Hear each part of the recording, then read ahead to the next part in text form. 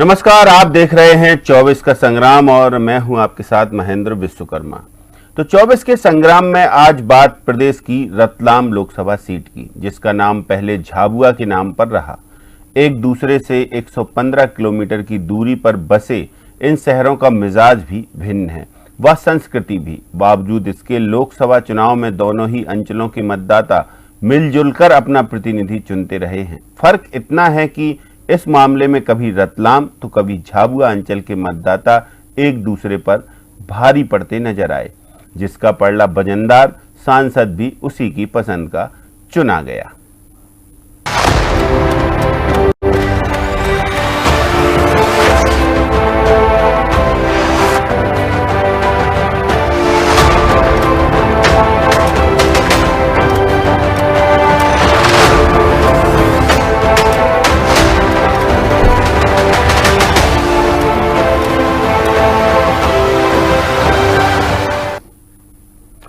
रतलाम वह लोकसभा सीट है कि जब अब तक 18 बार वहां पर चुनाव हुए, लेकिन सांसद सिर्फ 7 लोग ही चुने गए। इनमें भी 3 भूरिया उपनाम वाले शामिल हैं, यानी इस सीट पर भूरिया उपनाम का दबदबा रहा, जो इस सीट से 12 बार सांसद चुने गए। लेकिन यह बीते दिनों की बात है। कांग्रेस का गढ़ रही इस सीट पर पिछले 1 दशक से बीजेपी काबिज है। एक बार फिर बीजेपी से प्रदेश के वन राज्य मंत्री नागर सिंह चौहान की पत्नी अनीता नागर चौहान मैदान में हैं, तो कांग्रेस से सांसद का पिछला चुनाव हार चुके वयोवृद्ध नेता कांतिलाल भूरिया। तो आइए आपको पहले बताते हैं कि इस सीट का कैसा रहा मिजाज और रतलाम लोकसभा सीट का सियासी अंदाज। इसके बाद करेंगे चर्चा।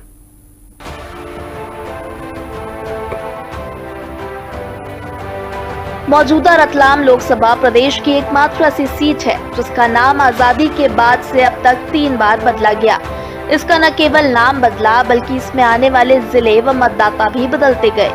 1952 के पहले चुनाव में इसे धार झाबुआ सीट के नाम से जाना जाता था। इसमें 3 जिले धार, झाबुआ व रतलाम शामिल रहे। अगले ही चुनाव में यानी 1957 में इसका नाम सिर्फ झाबुआ हो गया। इसमें रतलाम की विधानसभा सैलाना को हटा दिया गया। विधानसभा क्षेत्र भी 9 से कम होकर 8 रह गई। 1967 में धार जिला व इसकी विधानसभाओं को इस सीट से बाहर कर दिया गया, तब ये सिर्फ झाबुआ लोकसभा सीट बन गई।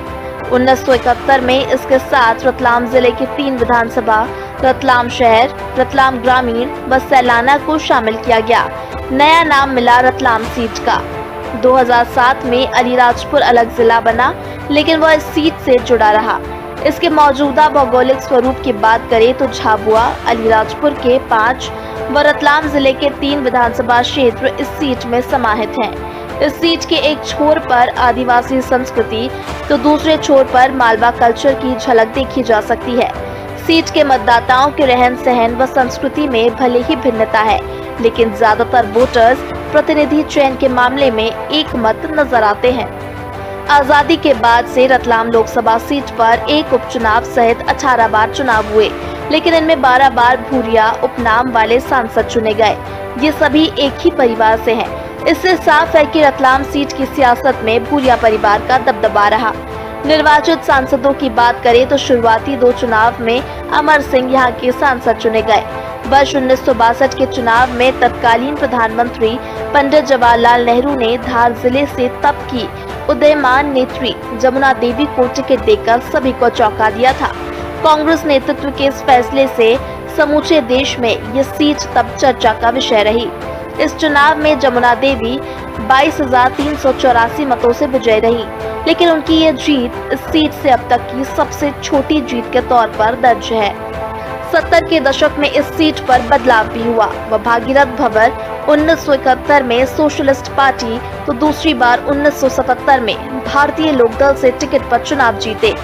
इसके बाद वर्ष 1980 से 2009 तक हुए 9 चुनाव में इस सीट पर कांग्रेस ने लगातार अपना परचम फहराया। बाद में पूर्व सांसद दिलीप सिंह भूरिया ने बीजेपी का दामन थामा और वर्ष 2014 में बीजेपी को यहां पहली जीत दिलाई। लेकिन साल भर बाद ही उनका निधन होने पर यहां हुए उपचुनाव में रतलाम सीट एक बार फिर बीजेपी के हाथ से छुटक गई व कांग्रेस के कांतिलाल भूरिया पुनः सांसद चुने गए। जिन्हें पिछले चुनाव में बीजेपी के गुमान सिंह डामोर ने करारी शिकस्त दी। कांतिलाल भूरिया यहाँ एक तरह से कांग्रेस के पर्याय कहे जा सकते हैं। वो 5 बार सांसद व 5 बार विधायक रह चुके हैं। अब झाबुआ विधानसभा सीट से उनके बेटे डॉक्टर विक्रांत भूरिया विधायक हैं।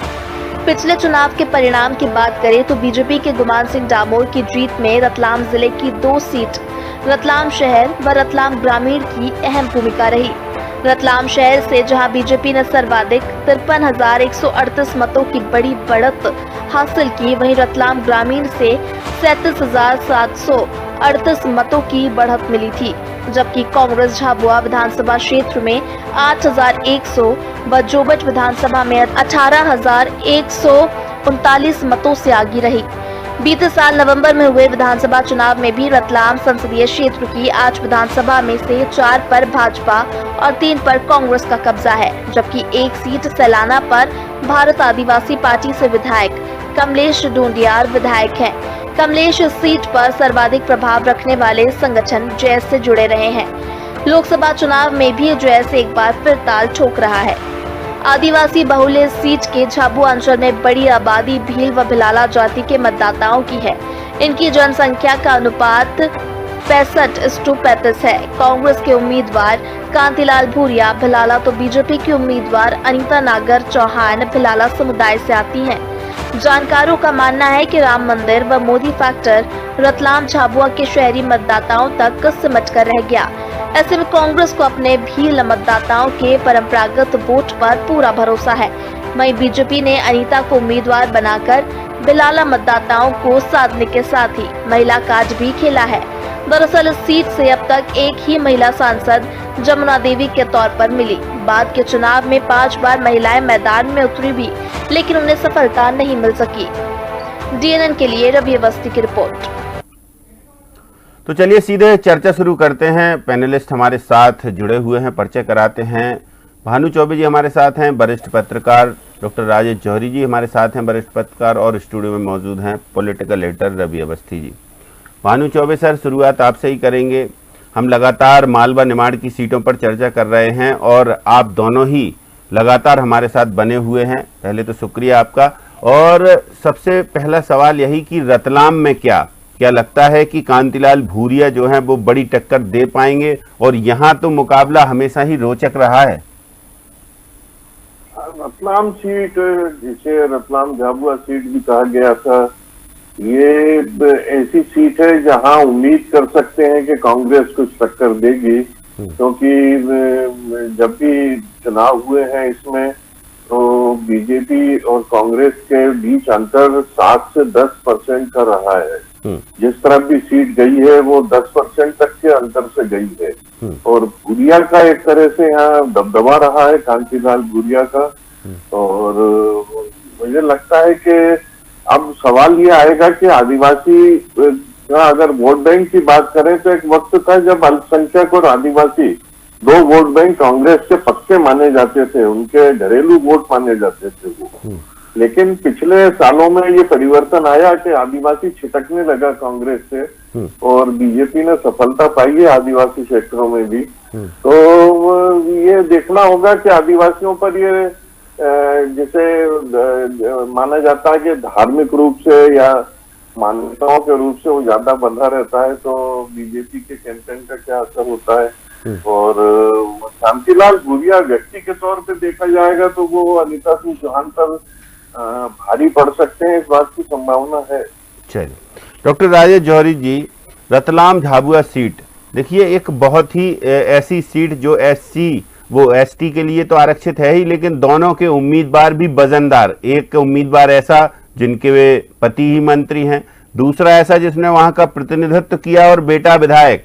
तो ये मतलब मुकाबला तो दिलचस्प है ही। साथ में क्या जनजातीय वर्ग में ऐसी कोई अब वहां पर डिवाइडेशन होगा कि वहां भी उसमें भी बहुत कुछ जो वर्गीकरण होता है कि अगर जनजातीय वर्ग का है तो ये इस कैटेगरी को बिलोंग करता है, ये जो जाति है वो अलग बिलोंग करती है। तो ऐसा भी कोई ध्रुवीकरण होने की गुंजाइश है क्या? और मतदाताओं का क्या वहां पर एक मूल्यांकन है? देखिए महेंद्र जी, ये जो वहां पर कांतिलाल भूरिया एक बहुत बड़ा नाम है और एक आज 3 या 4 दशक से लगातार कांतिलाल भूरिया राजनीति में बिल्कुल उसके उस इलाके के शीर्ष में। ठीक है, वो चुनाव हार गए, वो एक अलग बात है, लेकिन चुनाव हारने के बावजूद उनका कहीं पे राजनीतिक कद कम नहीं हुआ है कभी भी। एक बात तो ये है। दूसरी बात, आपने पूछा कि जो जाति का समीकरण, तो ये बात सही है कि कांतिलाल भूरिया जी जो है वो भील जाति से आते हैं और अनीता नागर सिंह चौहान जो है ये बिलाला है, और बिलाला कम है, भील ज्यादा है। इस पूरे तीनों रतलाम, झाबुआ और अलीराजपुर मिला के इन तीनों में ये भील की संख्या ज्यादा है और बिलाला कम है। दूसरी बात, तीसरी बात ये है कि बिलाला जो है अपने आप को अगर जाति व्यवस्था में देखे, हायरार्की में देखे, तो बिलाला अपने आप को ऊंचा मानते हैं और रूलिंग क्लास मानते हैं, क्योंकि बहुत सारे जो आदिवासी राजा हुए हैं वो बिलाला कास्ट के हुए हैं। और ऐसा हम लोग मानते हैं, जो पॉलिटिकल जो लोग देख रहे हैं, जो स्टडी कर रहे हैं, वो मानते हैं कि भील जो है बिलाला लोगों को पसंद नहीं करते हैं और अगर कहीं भील की बारी आएगी तो भील को ही वोट देंगे, ये बात हम मानते हैं। पर हीरालाल रंधावा के मामले में जब हम देख चुके हैं कि हीरालाल रंधावा भी जो है, जो मनावर से विधायक हैं, वो जो है वो है बिलाला है, लेकिन वहां पे उनको भीलों के भी वोट मिले और उन्होंने भील को भी हराया।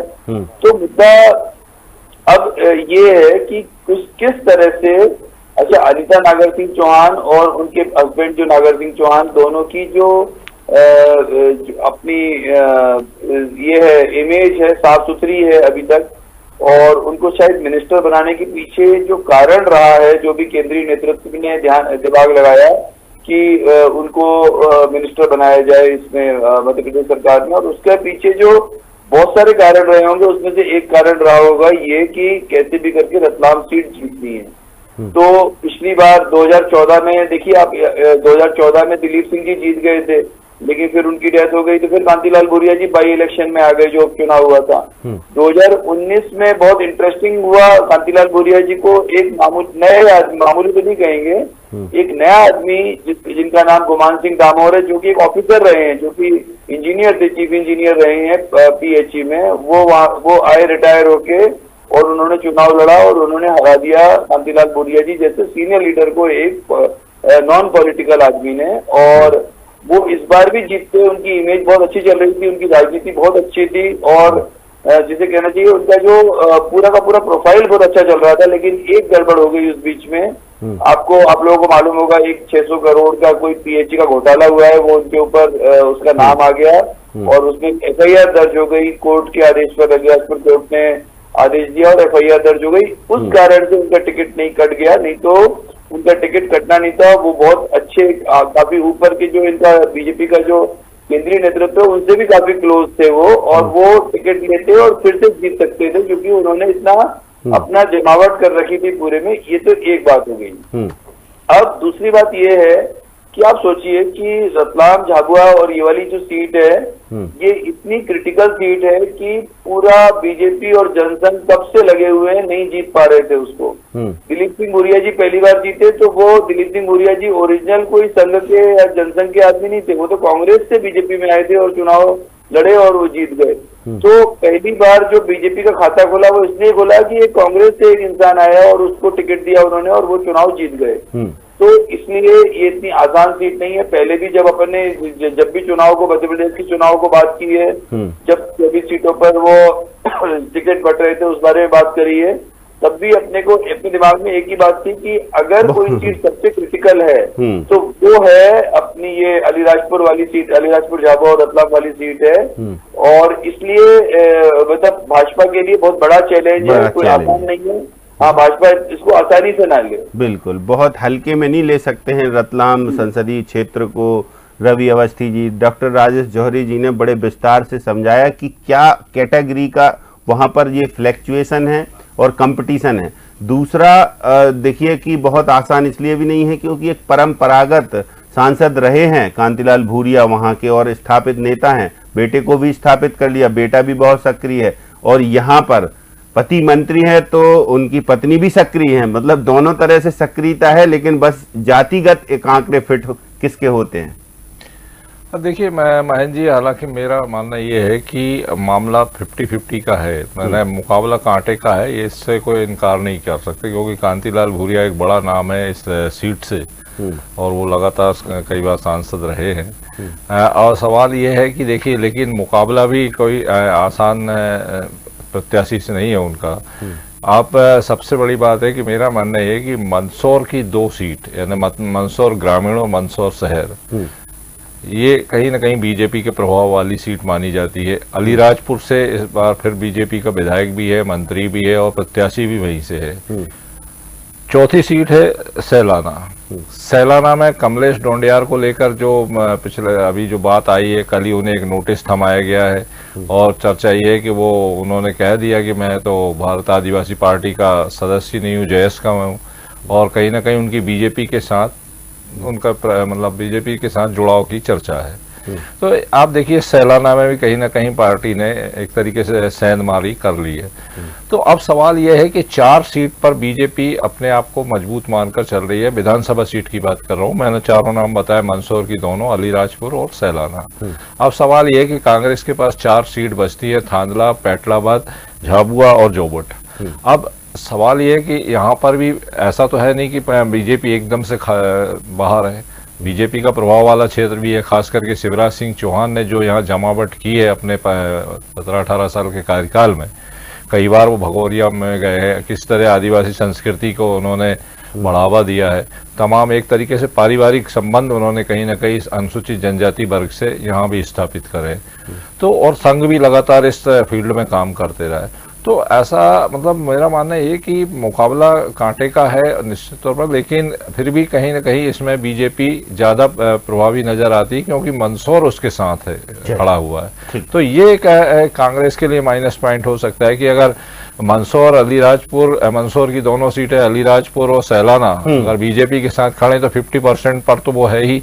अब सवाल यह है कि वो बाकी की जो झाबुआ, थांदला, पैटलाबाद और जोबट में भी अगर सेंधमारी करती है तो फिर कहीं ना कहीं कांतिलाल के समक्ष समस्या आ सकती है। आप देखिए अभी वहां पर किस तरीके का मुकाबला चल रहा है। मैं अभी कल परसों देख रहा था कि विक्रांत भूरिया जो पूरी बागडोर संभाले हुए हैं चुनाव की, कांग्रेस की, वहां पर अपने पिता की, वो उनका मतलब उनके वीडियो वायरल हुए, वो उनके अनिता के पति को गुंडा कह रहे हैं, मतलब इस तरह के वीडियो अब जारी हो रहे हैं। यानी आप सोचिए कि संघर्ष कितना कड़ा चल रहा है वहां पर। जो इस तरह की बातें तभी होती जब कहीं ना कहीं मुकाबला जब बहुत टफ हो जाता है, भानु चौबे सर, आरोप प्रत्यारोप का दौर देखिए लगातार जारी है, आरोप लगा रहे हैं एक दूसरे पर नेता, लेकिन वहां के जो समीकरण हैं वो समीकरण अभी भी क्या कहते हैं? बहुत सारे तो क्लियर कर दिए हैं डॉक्टर राजेश जौहरी जी ने।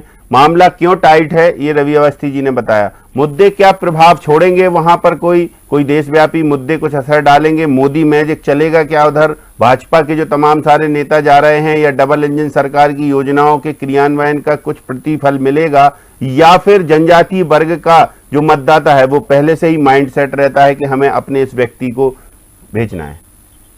आपकी ये बात ज्यादा अपील करती है कि जनजाति मतदाता का एक सामूहिक निर्णय जैसा हो जाता है, एक समुदाय में, एक टोले में, एक गांव में आपस में बात हो जाती है, तय हो जाता है।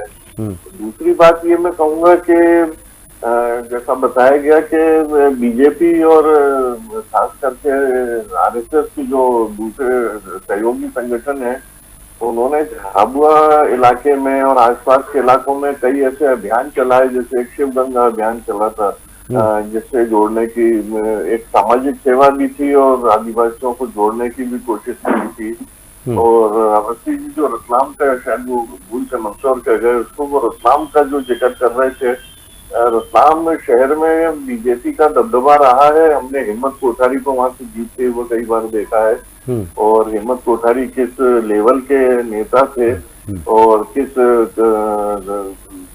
इमेज के वो जाने जाते थे मंत्री के तौर पे, ये सब जानते हैं। तो रतलाम में बीजेपी का प्रभाव तो रहा है। मुद्दों में शहरी इलाकों में तो हम कह सकते हैं कि मुद्दे गिनाए जाएं और उसका असर देखा जाए, लेकिन मुझे नहीं लगता कि ग्रामीण और आदिवासी जो जंगल के भीतर के क्षेत्र हैं, जो दूरस्थ रिमोट एरियाज हैं, उनमें कहीं कोई ऐसा कोई मुद्दा पहुंचा होगा।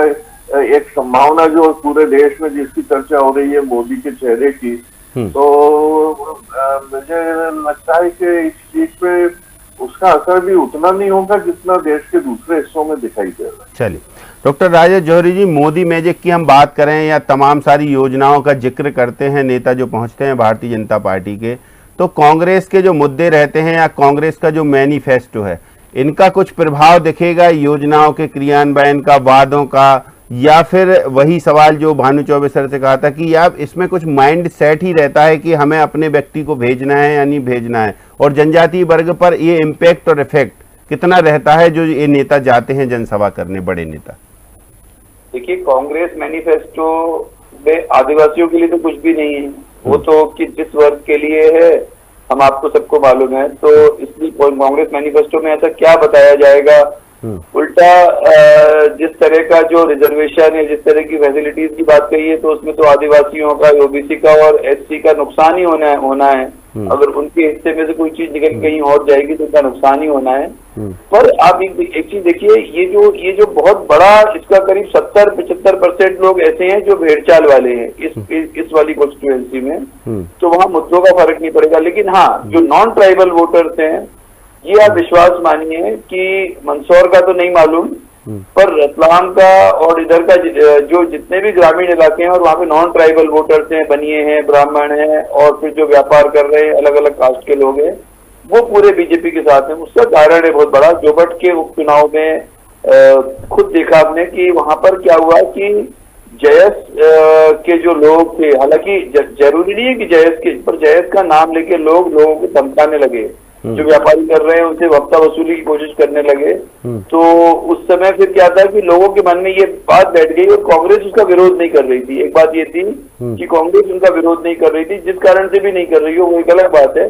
तो उस कारण से लोगों में कहीं ना कहीं ये बात आई कि अगर ये लोग आ गए तो यहाँ तो हमको घर छोड़ के भागना पड़ेगा। क्योंकि आप कभी अगर रतलाम, झाबुआ अलीराजपुर अगर कभी आप जाते हैं, रतलाम के भी जो इंटीरियर इलाकों में जाते हैं, जो पेटलाबाद वगैरह की बात हुई है, पेटलाबाद और दूसरे इलाके हैं झाबुआ के और अलीराजपुर के, वहां जाते हैं तो आपको कई किलोमीटर तक कोई नहीं मिलता है और पूरा आदिवासी इलाका है। और अगर एक छोटे शहर में कुछ लोग रह रहे हैं तो उसके बाद पूरा ग्रामीण इलाका आपको ट्राइबल एरिया में से जाना पड़ता है। तो उस समय लोगों को समझ में आया कि अगर ये स्थितियां पूरे ट्राइबल ग्रुप में पहुंच गई, पूरी ट्राइबल लोगों में ये वाली बात पहुंच गई, तो वहां रहना मुश्किल हो जाएगा, फिर वो व्यापार करना तो सवाल ही पैदा नहीं होता। ये एक बात है। दूसरी बात ये है कि अभी अपने रवि अवस्थी जी ने एक बात बोली कि वो जो अभियान चलाए, तो आप लोगों को एक अभियान के बारे में जो संघ का एक बड़ा अभियान हुआ था, 2001 में हुआ था शायद, एक में ही हुआ था जहां तक ध्यान आ रहा है, उसका नाम था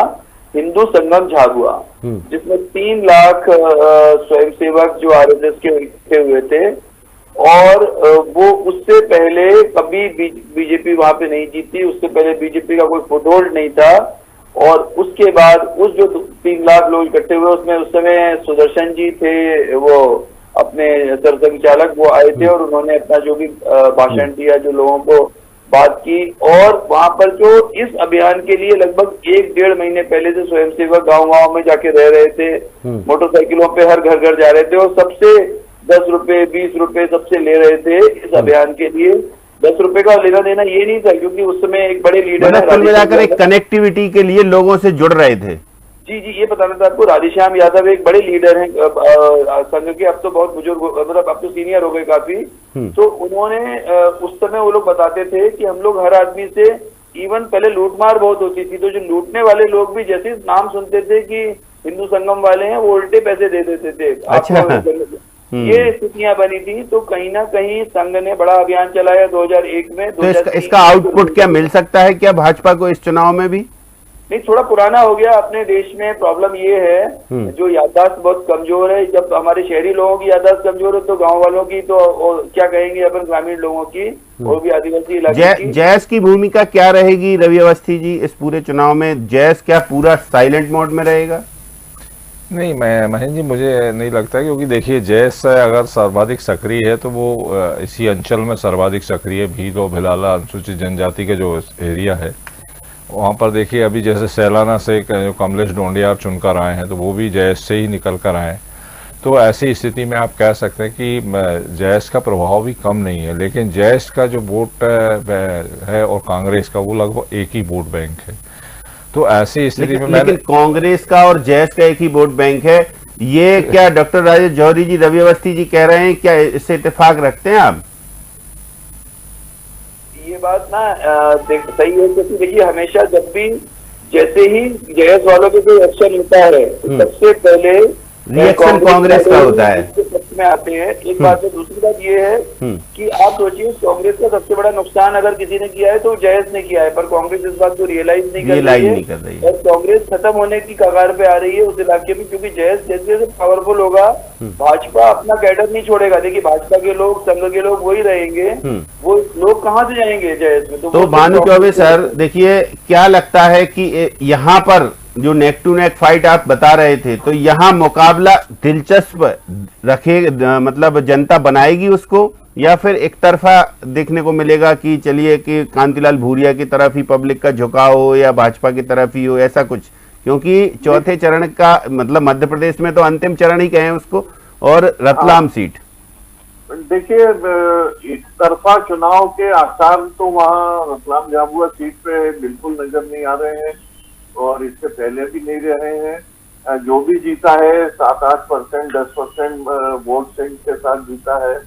और जहां तक माहौल का सवाल है, आदिवासी वोट बैंक है, अभी भी पूरी तरह से बीजेपी का नहीं हुआ है, वो थोड़ा सा स्विंग उसमें आया है। मुझे लगता है कि अभी भी वो टसल बराबर की है, बल्कि कुछ थोड़ी सी भीतरी क्षेत्रों में कांग्रेस की तरफ झुकी दिखाई देती है। चलिए, तो देखेंगे, मुकाबला तो दिलचस्प है, इसमें तो कोई डाउट नहीं है। जी रवि अवस्थी जी कुछ कहें। हालांकि मैंने गलती से मंदसौर बोला था, चौबे जी ने सही कर दिया था उसको, रतलाम शहर और रतलाम ग्रामीण की बात मैं कर रहा था। और एक बात और आपको थोड़ा सा ध्यान है कि देखिए यहाँ 11 फरवरी को चुनाव से पहले प्रधानमंत्री ने एक बड़ी रोड शो, बड़ी सभा की थी जिसमें उन्होंने 7,500 करोड़ की सौगात दी थी। यानी भाजपा पहले से यहाँ पे तैयारी में थे चुनाव के। ये तो डॉक्टर राजेश जौहरी बता रहे हैं कि कितने पहले से भाजपा और उनके अनुसांगिक संगठन इस पर काम कर रहे हैं। चलिए, तो रतलाम सीट का मुकाबला बेहद दिलचस्प होगा। परिणाम तो 4 जून को आएंगे। बहुत शुक्रिया डॉक्टर राजेश जौहरी, बहुत शुक्रिया भानु चौबे जी हमारे साथ जुड़ने के लिए। रवि अवस्थी जी आपका भी शुक्रिया। तो रतलाम संसदीय क्षेत्र में कितना दिलचस्प होने वाला है मुकाबला, क्योंकि दोनों ही उम्मीदवार भाजपा और कांग्रेस के एक जैसे हैं, बड़ी कड़ी टक्कर देने वाले हैं, कोई किसी से कमजोर नहीं है। जयेश क्या भूमिका निभाएगा ये तो जब मत पेटी में या ईवीएम में बंद हो जाएंगे मत, उसके बाद जब परिणाम आएंगे तब पता चलेगा किसने क्या भूमिका निभाई। लेकिन फिलहाल तो बहुत रोचक और बहुत इंटरेस्टिंग बना हुआ है ये मुकाबला। तो आज बात हुई रतलाम संसदीय क्षेत्र की। अगली बार फिर एक नए संसदीय क्षेत्र के साथ आपके सामने हाजिर होंगे। तब तक के लिए दीजिए इजाजत। नमस्कार।